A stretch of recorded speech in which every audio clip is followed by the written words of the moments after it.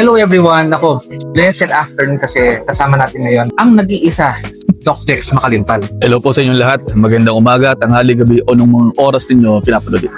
Doc, meron akong tanong dito sa market natin, dito sa industry natin. Ang daming mga namimeke, ang daming mga mislabeled, nagpunta tayong bias. Pag minsan yung parang mag-wonder ka na lang. Merong mga 100,000 and 500,000 milligrams. Anong masasabi mo, Doc, sa mga higher dosages ng mga glutathione vitamins? Baka naman kasi hindi totoo eh.